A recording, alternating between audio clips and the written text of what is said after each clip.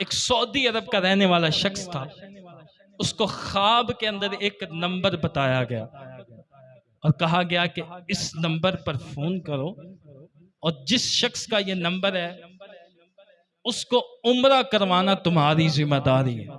اس نے ایک بار خواب دیکھ لیا، اس نے کہا کہ خواب ہی ہے، کون سی حقیقت ہے؟ دوبارہ پھر اس کو خواب دکھایا گیا اور پھر وہ نمبر بتایا گیا، وہ نمبر اس کو یاد بھی ہو گیا، اور کہا گیا کہ اس نمبر پہ فون کرو اور جس شخص کا یہ نمبر ہے اس کو عمرہ کرواؤ۔ اس نے پھر اس کو سمجھا کہ یہ دوسری بار آ گیا ہے، پھر اس نے محلے کی مسجد کے امام کے پاس گیا اور کہا کہ میں نے 2 بار یہ خواب دیکھا، مجھے کہا گیا ہے کہ اس نمبر پر، کہ یہ مجھے نمبر بھی یاد ہو گیا، کال کرو، جس شخص کا یہ نمبر ہے اس کو عمرہ کروا۔ وہ امام صاحب کہنے لگے اگر تیسری بار یہ خواب آ جائے نا تو اس نمبر پہ فون کر دینا اور اس شخص سے کہنا کہ مجھے اللہ کی طرف سے حکم ہوا ہے کہ تجھے عمرہ کروا۔ خدا کا کرنا ایسا ہوا، پھر اس شخص کو خواب آیا، وہی نمبر بتایا گیا اور حکم دیا گیا کہ اس شخص کو عمرہ کرواؤ جس کا یہ نمبر تھا۔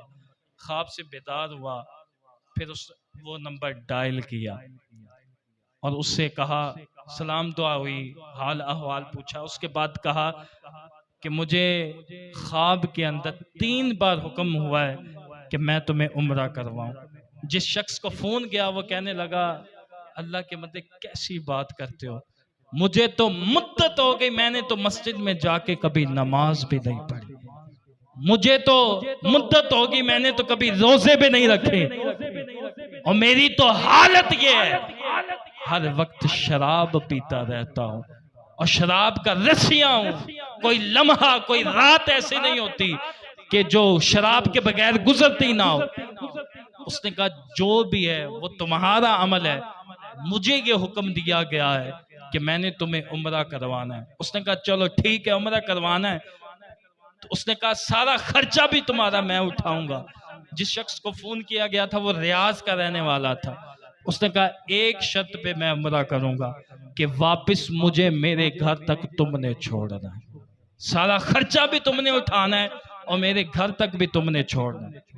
ایک وقت مقرر کر لیا گیا، دونوں حرم کے اندر میقات میں پہنچے، احرام باندھا گیا، بیت اللہ کا طواف کیا، پھر سعی کی، پھر سر منڈوائے، نوافل ادا کیے، عمرہ مکمل ہو گئے۔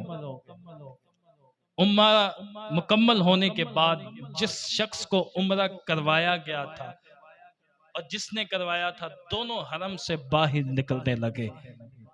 اگر توجہ ہے تو کہیں سبحان اللہ، کہ حرم کا منظر اور مقام، وہاں تو انسان کی کیفیت ہی مختلف ہو جاتی ہے۔ کسی نے کہا ہے نا شاعر نے، کعبے کی رونق کعبے کا منظر، اللہ اکبر اللہ اکبر، دیکھوں تو دیکھے ہی جاؤں برابر، اللہ اکبر اللہ اکبر۔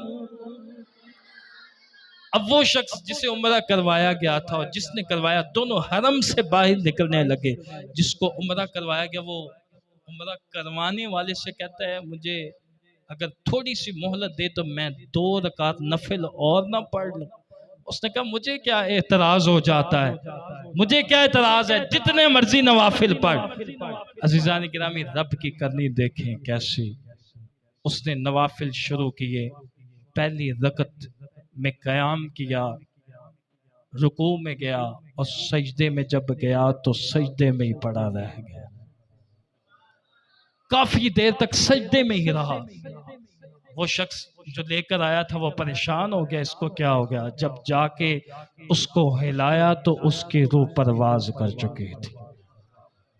عزیزان گرامی دیکھیں کیسی موت ہے، کہ حرم کے اندر عمرہ بھی ابھی کیا ہے اور سجدے کی حالت میں جس کو موت نصیب ہو جائے. عزیزان گرامی، بہت بڑا مقام تھا. اس نے وعدہ لیا تھا کہ مجھے ریاض تک میرے گھر تم نے پہنچانا ہے. گھر پر اس نے پہنچا دیا. پھر کافی دنوں کے بعد اسی شخص نے اس کی بیوی کو فون کیا کہ آخر پوچھوں اس کے پاس ایسا کون سا نیک عمل تھا کہ اتنی خوبصورت موت اس کو اللہ رب العزت نے عطا فرمائی ہے. عزیزان گرامی، دعا کی اہمیت یہاں سے سمجھیے گا. وہ اس نے اس کی بیوی کو فون کیا اور پوچھا کہ اس شخص کے پاس ایسا کون سا عمل تھا. اس نے کہا مجھے یاد تو نہیں ہے کہ برسوں ہو گئے اس نے کبھی نماز بھی نہیں پڑھی، روزے بھی نہیں رکھے، اور ہر وقت شراب پیتا رہتا تھا، اور شراب کی بوتل ہر وقت اس کے بستر میں بیڈ روم میں موجود ہوتی تھی. مجھے کوئی نیکی یاد تو نہیں. ہاں اتنا ضرور ہے، یہ بات توجہ سے سنیے گا، اتنا ضرور ہے کہ وہ عورت کہتی ہے ہمارے پڑوس کے اندر ایک بیوہ فقیر غریب رہتی تھی. یہ شخص جو بے نمازی تھا، جو کبھی مسجد میں نہیں گیا تھا، کبھی اس نے روزے نہیں رکھے تھے، ہما وقت شراب پیتا رہتا تھا، لیکن جب بازار جاتا تھا جہاں اپنے بچوں کے لیے چیزیں خریدتا تھا، اس بیوہ کے بچوں کے لیے بھی چیزیں خرید کر لاتا تھا. جہاں اپنے لیے کچھ لے کر آتا تھا، اس بیوہ کے بچوں کے لیے بھی کچھ لاتا تھا، اس کے دروازے پہ رکھ دیتا تھا، اور وہ دروازے پہ جب رکھ دیتا تو آواز دیتا کہ میں نے یہ اللہ کے لیے رکھا ہے. وہ بیوہ جب وہ چیزیں اٹھاتی تو دعا دیتی اللہ تیرا خاتمہ ایسا کرے کہ ساری دنیا والے تیرے خاتمے پہ رشک کرتے. رب کائنات نے اس بیوہ کی دعا کو قبول فرمایا. عزیزان گرامی، غریب کی دعا ویسے ہی بڑی جلدی قبول ہوتی ہے. دعا کے اندر بڑی طاقت ہے. عزیزان گرامی، ساری گفتگو کا مقصد یہ ہے کہ اس طاقت کو ہمیں پہچاننا چاہیے، اس کی افادیت کو سمجھنا چاہیے. دعا رب کائنات میرے کلمات کو قبول فرمائے. وما توفیق الا باللہ. سنتے ہیں دعا فرمائے.